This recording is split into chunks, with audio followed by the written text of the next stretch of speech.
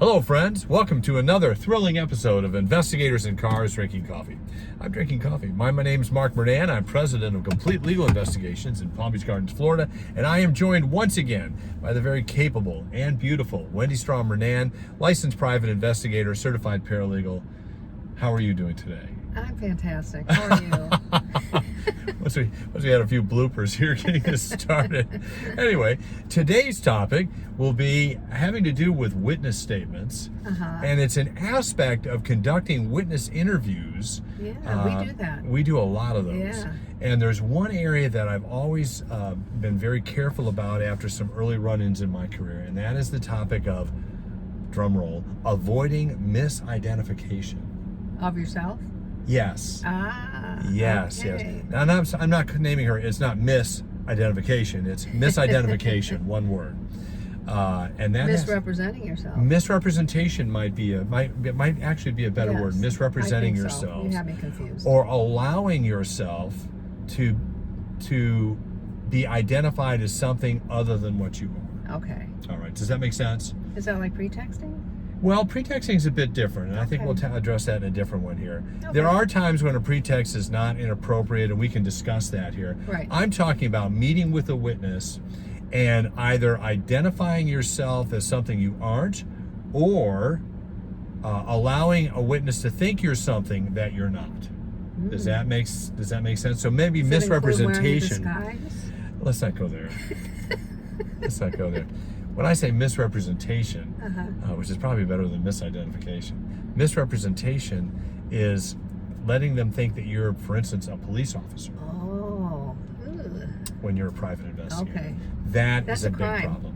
That is a crime. That is a crime. And I'm not talking. What I want to stress here is not necessarily a deliberate attempt to fool a witness, but clarifying with the witness so that they know who exactly you are. Right. Does that make sense? Right, because they immediately assume you're some kind of law enforcement. Exactly. Some kind of insurance adjuster. Or something like that. Yeah. And again, I'm going to draw a distinction between... Or an attorney. I'm going to draw a distinction between a pretext where I can say I'm looking for so on a pretext that this is not a witness. I'm talking about witnesses who may eventually testify. Or who you are specifically contacting related to your case. Okay. Does that make sense? With you. Yeah, you're with me. I know you are. So anyway, this is a business card. You see that?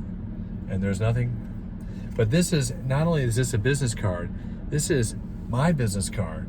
And you'll notice that it doesn't look like a law enforcement officer's ID card, business card, does it? No. Back when I was with the federal government, with the federal public defender, we had white cards with a seal on it, and naturally everybody thought we were law enforcement or agents or whatever. Right. And I constantly had to tell the witnesses that I was at that time I was a staff investigator for the public defender, and it was on the card. It was a white card, it said federal public defender, but it had that seal, it had a name on it. It was just led to all kinds of issues. So when I went into business for ourselves, when we opened up our company, we actually paid a graphic designer to avoid specifically that instance. Right. And you notice this has got colors on it. No cop is going to spend $500. It's kind of artsy looking. It is kind of artsy looking. Number one, I wanted to communicate to our attorneys. Number two, I wanted to let the witnesses know, hey, I'm not a cop. Cops don't do this. They've got white cards with badges on it. Yeah. And we didn't do that. But if you are, for instance, if you do have a simple white card, you might want to consider getting, something that allows you to avoid the appearance of misrepresentation, misidentification. Does that make sense? And I may change the title of this from misidentification to misrepresentation. But the important thing to remember is don't ever allow a witness to think that you are an official, a government official, an agent, or anything else like that, because that will cause you nothing but trouble should the case continue on. Yeah, because they'll go back and tell an attorney or somebody else, the judge even. Yeah. And I've had many witnesses, I said, well, he told me he was an officer. Well, once they see my business card, clearly it's not a cop. I didn't tell them I was. I give them this, but I did have one little technique that helped me avoid a lot of trouble. Was if I ever had a witness that I thought was a little, questionable, if they were really clear on, I said, here's my business card, and I would give them a second card and ask them to initial the back. And what that did, that I would put that in my investigative file, and I would keep that. Written proof. Yes. So when I was with the federal public defender and I was going up against, we were working against the U.S. Attorney's Office, who aren't a bunch of, they can be pretty vicious when they need to be. Whenever there was a question, I was able to pull out I was able to show them my business card when I was with the government, and their initials on the back, showing that I'm clearly communicating with them that I'm with the federal public defender, that I wasn't a law enforcement officer or a government agent. So, anyway, I also noticed when you do witness statements, the first thing you do and we do is ask them, now you understand.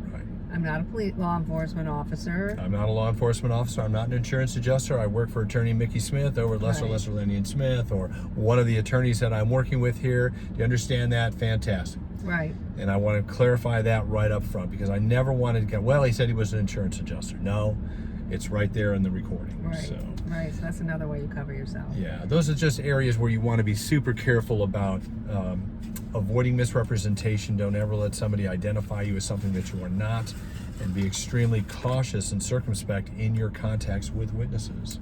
Yes, and I was just thinking, when we first started, we had a fox on our business card. Yeah, we did. We did. That didn't look too. Well, I thought it was. I looked at it was Great Southern Detective Agency. Yeah. It was the. Come on, it was a fox is like an urban scavenger, which is kind of what we are. Oh, okay. You are. That was back in the old days. Anyway, all this information that I've got is a part of our Investigator Procedures Manual, available at our website, theprofitablepi.com. And here's a cover. I'll insert a cover here of the research procedures of the Investigator Procedures Manual. These are all available to help you build your business so that you're profitable, successful, enjoying the work of a private investigator, and excelling in it. So until next time, we'll see you on the next episode of Investigators in Cars Drinking Coffee. Thanks for joining us. Have a great day.